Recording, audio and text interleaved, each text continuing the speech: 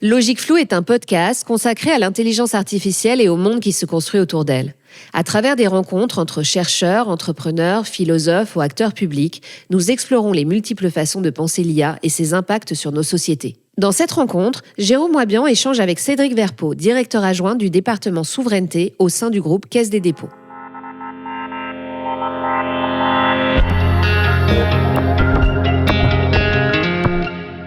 Bonjour, merci beaucoup d'être ici aujourd'hui. Merci. On va discuter aujourd'hui avec Cédric Verpeau, qui est responsable du département souveraineté à la Caisse des dépôts et plus spécifiquement sur l'industrie, la défense et le numérique. C'est bien ça ? Exactement. Alors même plus spécifiquement, directeur adjoint. Mais voilà. Ok, très bien. Est-ce que tu peux nous dire ce que fait la Caisse des dépôts ? Donc la Caisse des dépôts, c'est un établissement public qui en fait est chargé d'investir une partie de l'argent qu'on lui confie. Donc la Caisse, elle gère des fonds que l'État lui confie et pendant ce temps, elle investit ou elle finance des projets d'intérêt général et c'est sur cette logique-là qu'elle nourrit ses fonds propres. Qu'elle nourrit ses fonds propres, c'est-à-dire que les projets rapportent de l'argent et remettent de l'argent dans les caisses. Les projets, c'est ou de l'investissement ou du prêt, donc ça rapporte de l'argent sur des thématiques qui vont du logement social, des infrastructures de transport, des infrastructures numériques, donc toute une série de projets d'intérêt général très en lien avec les collectivités, les compétences des collectivités et les grands domaines de l'État. Et donc nous, notre mode d'intervention, en effet, c'est financer en prêt ou en investissement. Donc ça veut dire qu'il y a un retour sur investissement qu'on remet après dans les projets. Voilà. Ok, mais l'idée, c'est pas forcément de faire des bénéfices, j'imagine. C'est plus Enfin, il y a une ligne politique derrière ou une direction selon... Mais c'est absolument pas incompatible, au contraire. En fait, quand on est en intervention, ce qu'on appelle avisée, c'est ou par l'investissement ou par les prêts, on finance en fait des projets d'intérêt général. Mais c'est des projets qui sont obligés d'avoir un modèle économique. Donc c'est la différence avec des subventions où on peut subventionner des activités de R&D et si l'activité elle n'existe plus dans quelques années, soit on a financé en subvention. Là, quand on donne de l'argent, enfin quand on investit ou qu'on prête, on s'intéresse à regarder le modèle économique et donc à s'assurer qu'il est en théorie pérenne. Donc ça veut dire que c'est même pour moi compatible avec l'intérêt général, parce que ça veut dire qu'on ne regarde que des projets d'intérêt général qui sont pérennes. D'accord, ok, je comprends. Et donc les secteurs, comme tu disais, c'est logement, c'est pour... Il y a beaucoup de secteurs différents, mais les principaux, on va dire, c'est tout ce qui est logement social, les grandes infrastructures de transport, infrastructures énergétiques, enfin tout ce qui est énergie renouvelable, la cohésion sociale. Et puis le nouveau sujet qui a été créé là il y a quelques temps, c'est l'approche souveraineté, avec un sujet qui existait déjà, c'est l'industrie. Un autre sujet qui existait déjà et qu'on finance depuis longtemps, c'est le numérique. Et le nouveau sujet qu'on ne finançait pas avant et que maintenant on va financer en investissement, c'est la défense. D'accord. Et ça, c'est réuni dans un même département, ces trois sujets-là, pourquoi ils sont... Aujourd'hui, il y avait 2 départements sectoriels à la direction de l'investissement, puisque moi je suis uniquement sur l'investissement, je ne suis pas sur la partie prêt.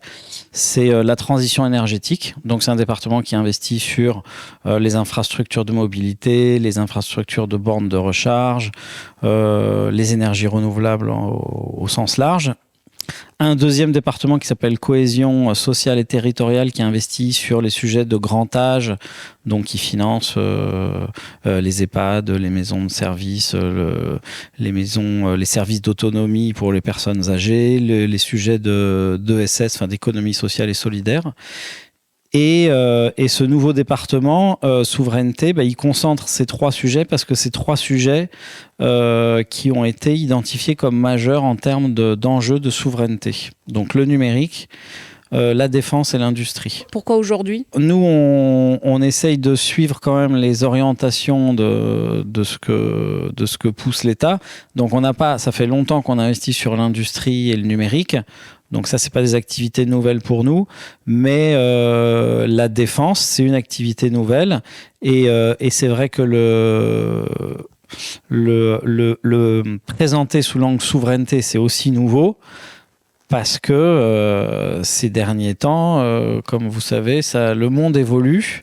Donc ça c'est en partie pour répondre aux enjeux internationaux du fait que nos industries, le numérique et sur les sujets de défense, on a des zones de dépendance qui sont de plus en plus vues comme critiques. Et donc, oui, c'est une nouvelle tendance de parler de souveraineté, même si nous, c'est des sujets sur lesquels, en partie, on investissait déjà. Mais le terme souveraineté, il est encore plus d'actualité avec tous les sujets qu'on connaît de tensions internationales. Ouais, je le comprends bien sur la défense, ça semble très évident. Pourquoi tu dirais que sur le numérique, il y a cette volonté d'investir dans la souveraineté numérique ? Le numérique, c'est aussi des enjeux de souveraineté, que ça soit... Alors, historiquement, on est investisseur dans les infrastructures numériques. Donc, ça veut dire que là où, en fait, les opérateurs télécoms ne vont pas spontanément, nous, on investit pour créer des sociétés de projets qui vont apporter la fibre dans les territoires plus reculés. Donc, historiquement, c'est ça. Et les services... Aujourd'hui, les enjeux de souveraineté, ils sont sur les deux.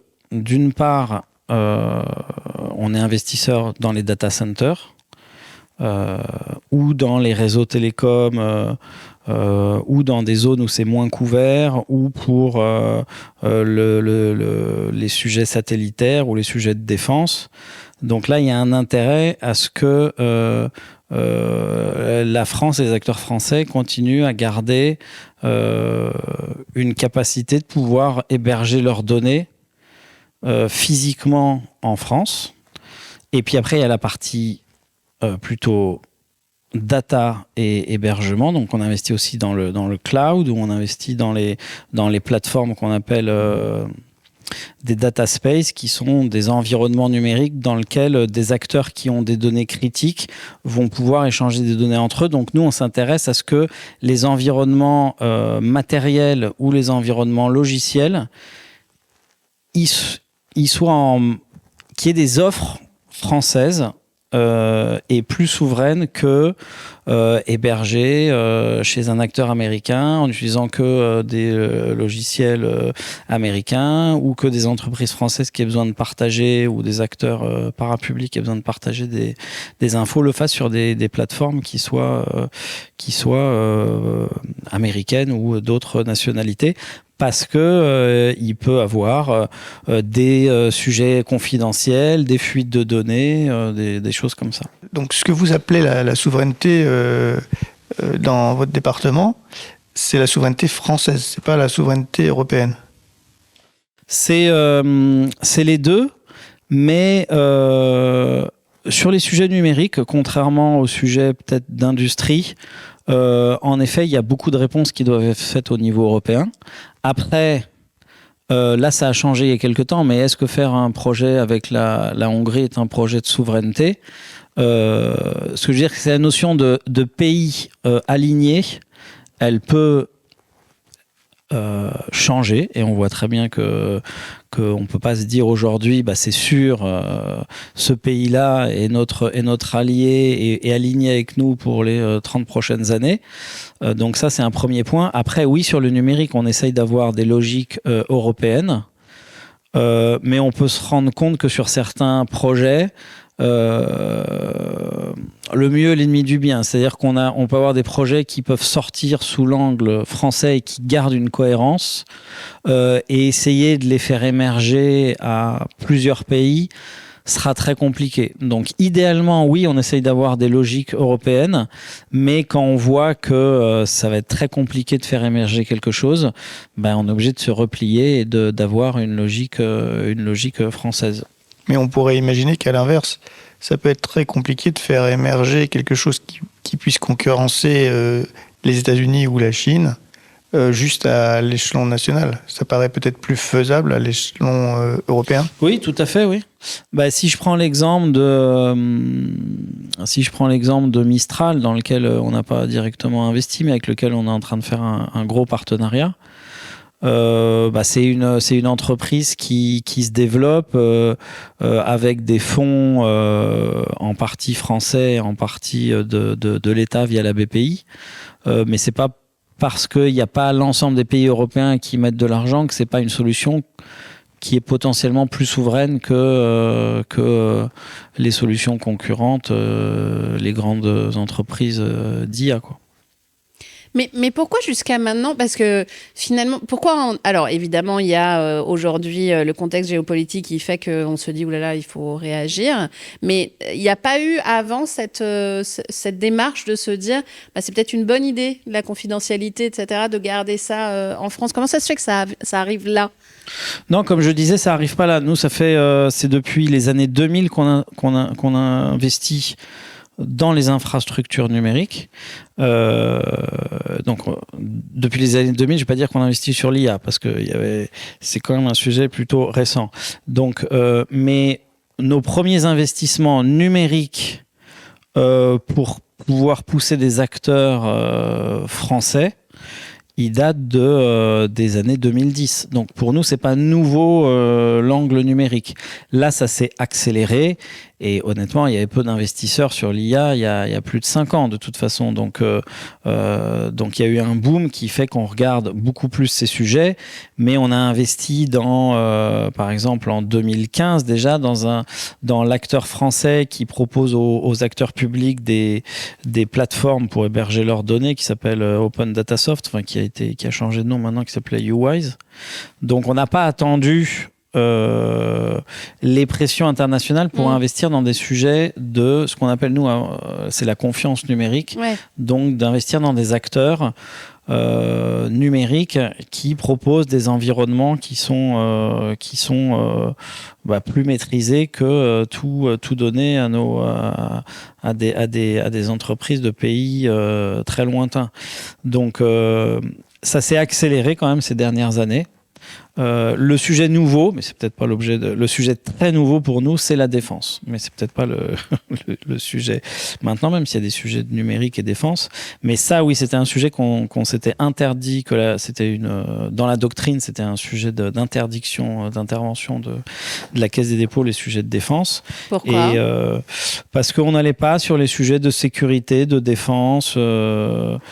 C'était pas dans la thèse d'intérêt général de la Caisse des dépôts, comme beaucoup de fonds, et tout ça a changé depuis quelques mois. Mais ça devient un sujet d'intérêt. C'est totalement un sujet d'investissement, et aujourd'hui on a des projets d'investissement dans la défense. Ouais. Mais ces orientations-là, elles viennent du gouvernement. Comment ça se passe en fait? Quel est la Caisse, elle a d'une part ses propres orientations stratégiques, mais qui sont pas orthogonales avec le gouvernement. La force de la Caisse des dépôts, c'est de s'inscrire dans la durée. Donc, d'une part, on est un acteur qui intervient de manière, comme on dit, même si c'est le terme un peu barbare, mais contracyclique. Donc, ça veut dire que quand, au contraire, il y a des carences du marché ou des carences de financement, nous, on sait investir et financer dans ces moments-là. Donc, essayer de relancer l'économie quand on est dans des périodes plutôt de ralentissement. Et puis après, on ne fait pas des choses orthogonales au gouvernement, mais on a la capacité de se projeter très loin dans nos stratégies d'investissement. Donc quand on investit sur les infras numériques, les temps de retour sur investissement, c'est 20 ans, 30 ans. Donc c'est une approche qui est cohérente avec les grands axes du gouvernement et qui nous permet quand même de se projeter davantage. Mais oui, nos sujets, ils sont en cohérence avec les sujets de l'État qui veut promouvoir, et de l'Europe qui veut promouvoir ces sujets de souveraineté, de faire émerger des acteurs ou des environnements qui soient plus de confiance. D'accord. Et donc là, typiquement, ces acteurs, on pourrait imaginer qu'il y ait des acteurs français de l'IA et que du coup, toute la chaîne de développement se passe uniquement en France. Enfin, ce serait ça la stratégie, La stratégie, c'est essayer de faire émerger des acteurs sur ces sujets-là. Après, des acteurs français. Après, là, on est sur justement toute la complexité et la subtilité du sujet. C'est quand je finance un acteur, quand je deviens investisseur et actionnaire de cet acteur, d'une part, moi, quels sont mes droits en tant qu'actionnaire pour faire en sorte que si demain il prend une décision qu'on estime contraire, nous, aux principes pour lesquels on est rentré, et de garder une ligne de souveraineté, donc quels sont nos droits, nous. Donc ça se négocie, mais c'est pas évident. Et puis après, il y a le sujet de la sortie. C'est-à-dire que quand on rentre dans une entreprise, et si on rentre dans une entreprise qui est en potentielle forte croissance et qu'on dit, moi en tant qu'actionnaire, je rentre, mais je vous interdis de vendre à un fonds américain ou à un fonds chinois, il y a de fortes chances que les actionnaires ou les fondateurs nous disent bah merci, au revoir, je veux pas que vous me bloquiez moi la revente que j'ai envie de faire de mon entreprise. Donc c'est un jeu subtil où si on n'arrive pas à obtenir ça au début, on va pas rentrer dans ce projet-là, parce que si le mardi je dis qu'on a investi dans un super nouvel acteur français et que le jeudi il est vendu aux Chinois, en fait, on décrédibilise notre capacité à apporter une valeur ajoutée. Donc, c'est ce sujet-là qu'on travaille au cas par cas pour essayer d'avoir des droits et de pouvoir dire ou donner notre point de vue, voire empêcher la revente d'entreprise à n'importe quel acteur. Je crois que Mistral, il y a beaucoup de fonds d'investissement américains dans le capital.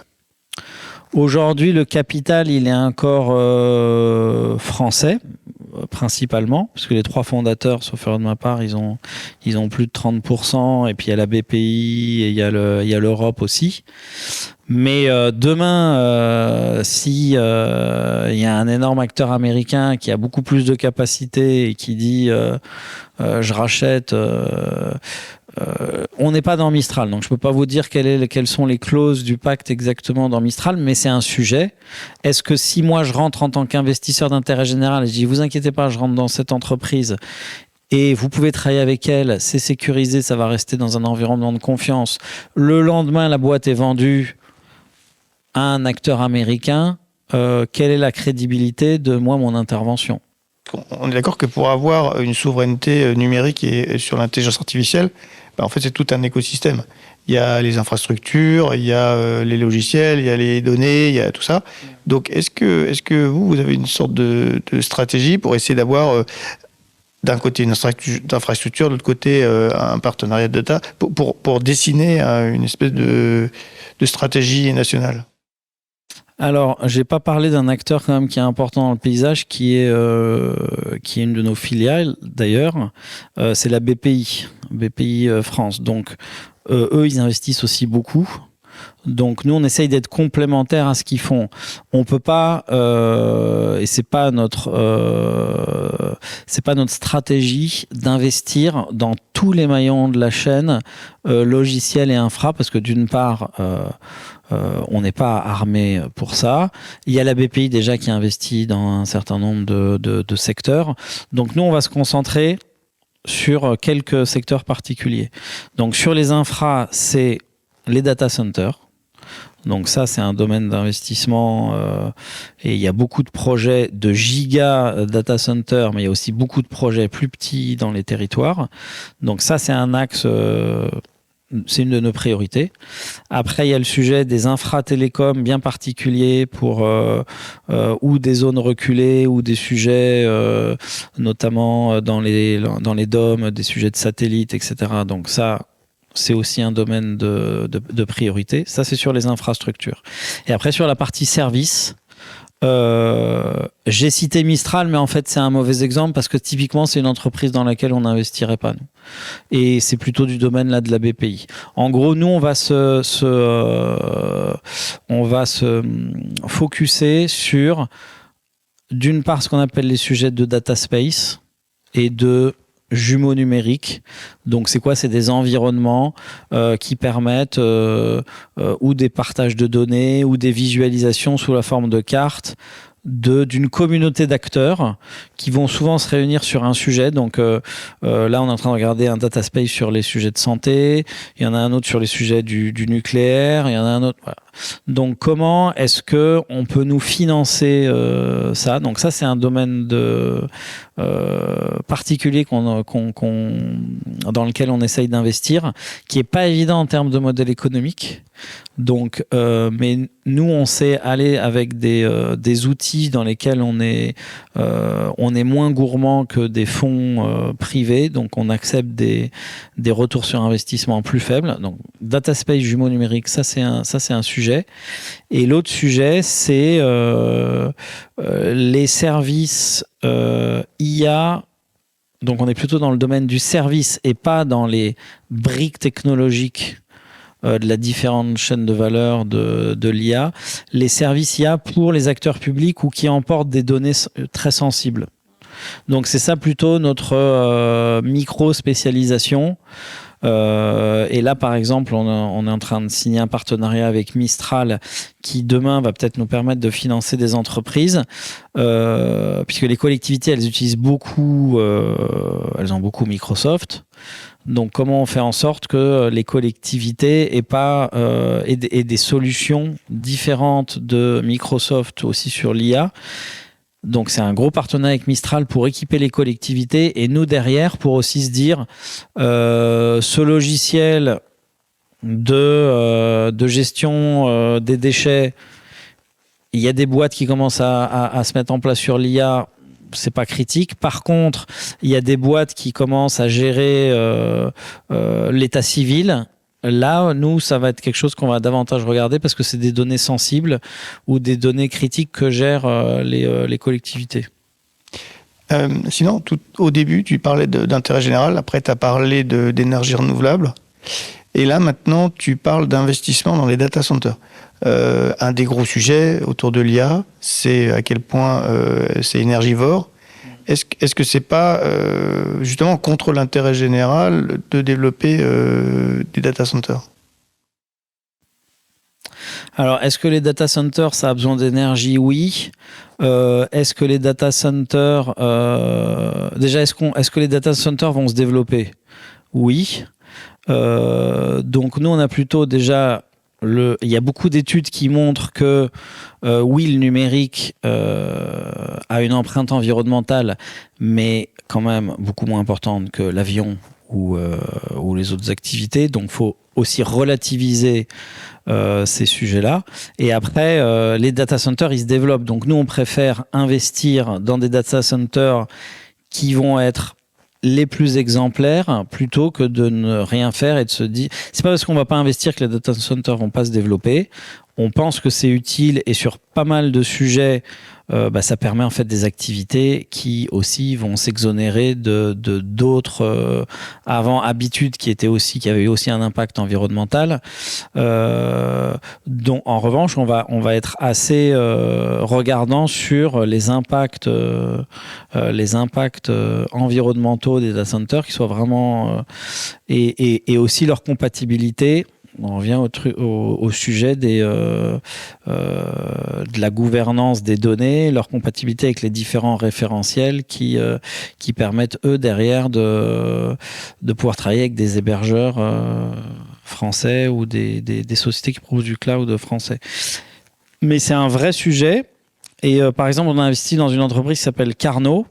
Carnot, Carnot Computing et qui propose des capacités de calcul en utilisant la chaleur et ils réutilisent la chaleur des serveurs qu'ils installent donc chez les clients, plutôt c'est pas pour les particuliers, c'est plutôt pour les banques, les studios de jeux vidéo, donc ils ont besoin de beaucoup de capacités de calcul, et eux après ils installent ça chez des clients qui ont besoin de beaucoup de chaud ou de froid.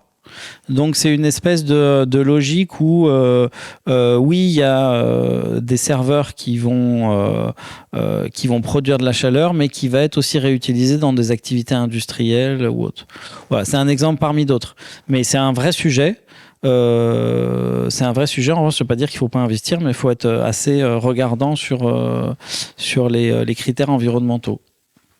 Mais les critères environnementaux des data centers, c'est bien, mais en fait, les data centers, ils sont là parce que l'IA consomme énormément. Enfin, c'est l'IA générative. Hein. Est-ce que dans les investissements, il n'y a pas aussi des choix à faire par rapport à une IA qui serait moins énergivore? C'est des sujets dont on parle beaucoup ici parce que, évidemment, voilà, ici, spécifiquement chez SpearUp, c'est une IA extrêmement frugale, mais il y a d'autres manières de faire de l'IA qui soient moins complètement folle en termes d'énergie et tout ça. Donc, est-ce que c'est pas ça le premier sujet à regarder? Sûrement, mais encore une fois, ça c'est pas notre domaine d'investissement. Ok. On n'investit pas, oui, ouais, ou d'autres acteurs, mais on n'investit pas nous sur les entreprises qui font des solutions d'IA ou des briques technologiques à différents endroits de la chaîne IA. Nous, on va plutôt être au niveau des clients finaux. Soit les aider à héberger leurs données, donc investir dans des data centers dédiés à certaines entreprises, soit des services que vont utiliser les collectivités. Et là, plutôt, on va travailler avec on va financer des entreprises qui elles-mêmes vont réutiliser des briques d'IA disponibles en s'appuyant sur des grands modèles. Nous, on n'a pas vocation à investir sur les grandes entreprises qui aujourd'hui sont en train de développer différents modèles d'IA. Mais j'espère qu'il y a plein de gens qui investissent sur les modèles les plus pérennes de ces entreprises. Moi, j'avais une question en fait sur du coup, là, ça vient de commencer, j'ai compris que ça venait depuis le 1er avril, donc voilà. C'est très récent. Exactement. Donc, j'avais envie de te poser la question de qu'est-ce qui allait se passer dans les années à venir, mais je comprends que les investissements de toute façon sont à très long terme. Donc en fait, tu sais déjà ce qui va se passer par rapport à vos investissements dans ces différentes infrastructures. C'est en train de se dessiner. J'espère que ça va bien se passer, mais l'investissement, c'est à la fin qu'on voit si ça...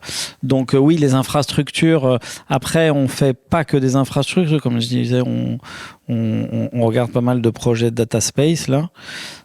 Donc c'est des temps un peu différents. Mais les infrastructures, c'est relativement peu risqué. Enfin, c'est moins risqué qu'un projet de start-up, on va dire. Mais c'est plus long, le retour sur investissement. Donc là, oui, on voit un peu... on a plus de visibilité. Par contre, c'est quoi les projets de data space qu'on va de l'année prochaine? Ça, je n'ai pas...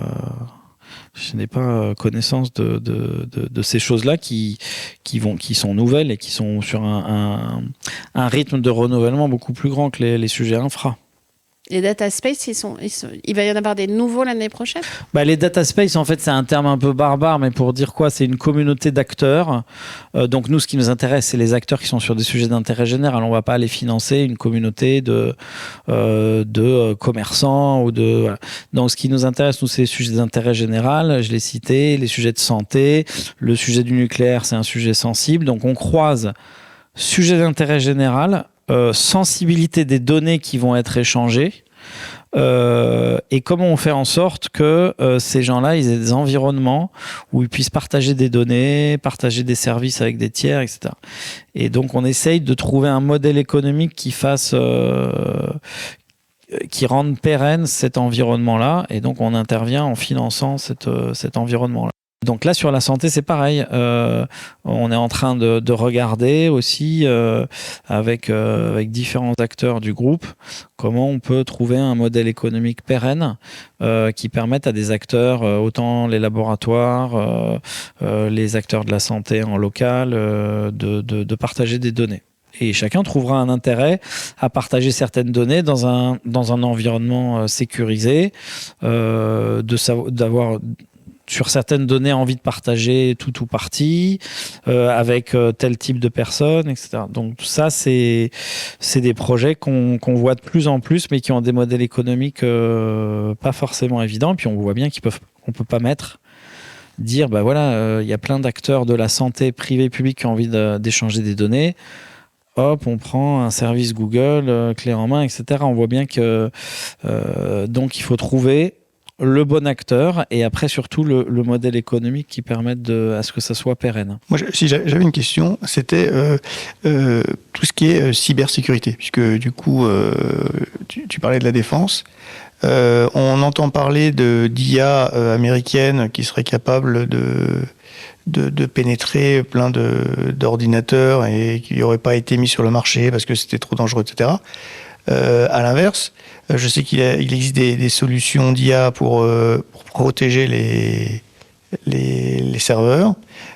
Ça pourrait être un secteur dans lequel la Caisse pourrait investir, une souveraineté de cybersécurité qui pourrait protéger les ordinateurs, les serveurs français.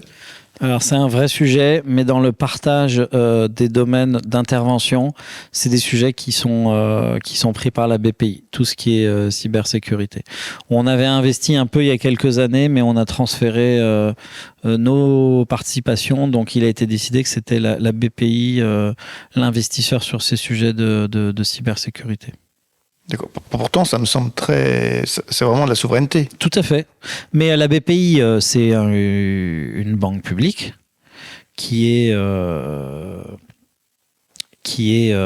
dont la Caisse des dépôts et l'État sont actionnaires à 50% chacun.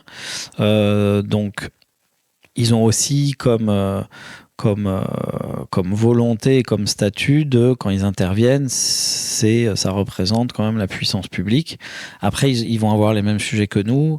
Comment, en tant qu'actionnaire public, quand j'investis dans une entreprise, je suis le garant que cette entreprise va bien rester dans les critères de souveraineté ou demain va pas être vendue aux Chinois. Donc, c'est les mêmes complexités pour n'importe quel investisseur et même fonds souverains à l'étranger. Soit on achète à 100% l'entreprise, mais là, est-ce qu'elle continue à se développer, à être dans une dynamique d'innovation, de croissance, et on en fait une entreprise de service public, mais est-ce qu'elle fonctionne comme ça? Et est-ce qu'on va pas brider l'innovation, les talents, etc., etc.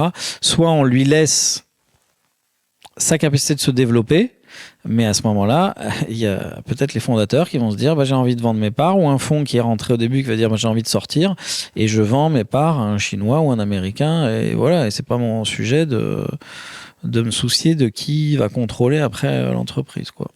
Et pour revenir sur le sujet spécifique de l'intelligence artificielle, donc hormis la cybersécurité, tu as des exemples de sujets sur lesquels la Caisse pourrait investir spécifiquement en IA?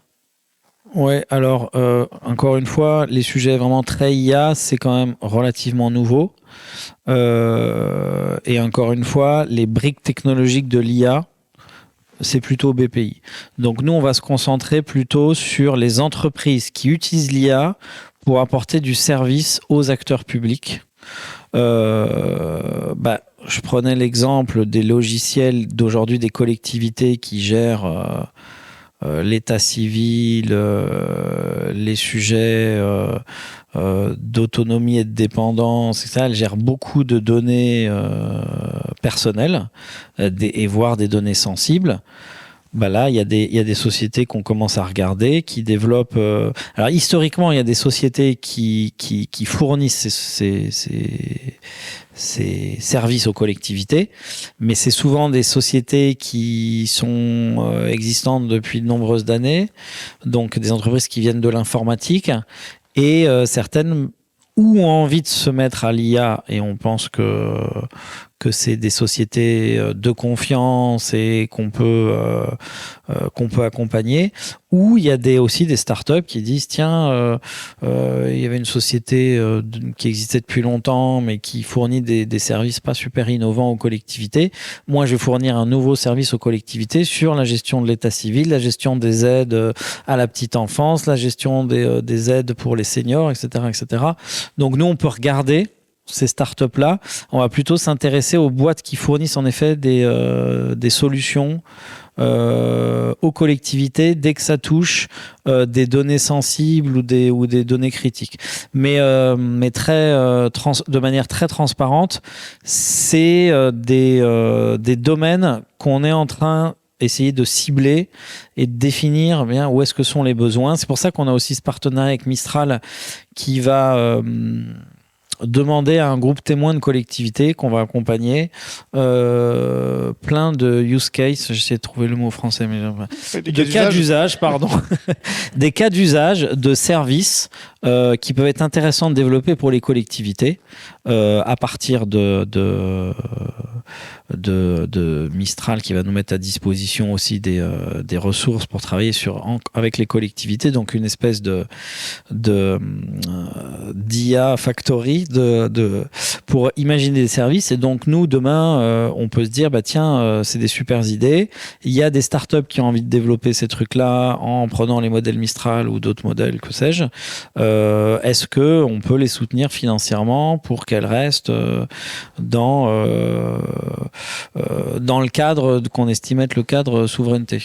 Et pour qu'on puisse se rendre compte un petit peu, ton département, c'est combien d'investissements en gros par an, c'est quel volume monétaire? Alors la direction de l'investissement, qui a donc 3 départements sectoriels et puis des départements d'appui. La direction de l'investissement, c'est chaque année à peu près 1,5 milliard de nouveaux investissements. Ça peut paraître important, mais il y a plein de fonds c'est une somme importante, mais il y a d'autres fonds qui investissent ces montants-là. Là où on est relativement unique, c'est qu'en fait, on investit on a des gros tickets, donc on investit plusieurs dizaines de millions d'euros, mais on fait beaucoup aussi de petits tickets. On fait des investissements à 500 000, à 1 million, à quelques millions d'euros. Et donc le chiffre un peu plus atypique, c'est qu'on gère aujourd'hui un portefeuille de 1500 participations. Donc ça c'est c'est énorme en termes de volumétrie, parce que ça veut dire donc 1500 entreprises. Alors c'est sur tout sujet, c'est pas que sur les sujets de souveraineté. Et le département dont je m'occupe en co-direction, c'est une grosse trentaine d'investisseurs. Et alors on est tout nouveau et je sais pas encore exactement quels vont être nos objectifs, mais voilà, comme il y a 3 départements sectoriels et que chaque année on fait à peu près 1,5 milliard d'euros de nouveaux investissements, ça va être en effet en centaines nos objectifs, ça va être, même s'ils sont plus ou moins chiffrés, ça va être en centaines de millions d'euros pour cette année 2026, avec des dossiers très différents. Il y a un dossier de data center où potentiellement ça peut être un investissement de 250 millions d'euros. Et puis il y a un data space dans lequel on va peut-être mettre 2-3 millions, ou une entreprise sur l'industrie où on fait juste le financement de l'usine, parce que c'est aussi sur la défense, c'est des entreprises qui sont sur la défense. On n'a pas vocation d'investir dans Safran et Thales, ça c'est pas. Par contre, il y a des entreprises de niveau, ce qu'on appelle de rang 2 ou de rang 3, qui ont 15% de leur chiffre d'affaires où ils font le boulon du Rafale, et 85% de leur chiffre d'affaires, c'est le boulon des portes de n'importe tout et n'importe quoi. Donc ça, ces entreprises-là, il y a à peu près, il y en a des milliers. Des entreprises de ce type-là. Donc ça peut être des investissements. Il y a des TPE, des PME, ça peut être quelques millions d'euros ça peut être 1 ou 2 millions d'euros. Donc voilà, c'est des dossiers très différents et qui peuvent avoir des tailles très différentes. Et j'ai envie de te demander, toi à titre personnel, c'est quoi qui t'enthousiasme le plus là dans ce qui va arriver, dans ce travail-là qui commence? C'est déjà alors à titre personnel, juste dans la dynamique interne de l'organisation, c'est toujours très motivant de lancer une nouvelle activité, de lancer un nouveau département. Après, donc c'est un mélange à l'extérieur, donc c'est un mélange de grande motivation sur des sujets qui sont très stratégiques et attendus, et en même temps des sujets qui sont quand même graves et lourds. Donc je peux pas me réjouir que qu'il y ait le chaos dans une certaine partie de la planète ou des besoins d'investir dans la défense, mais je mesure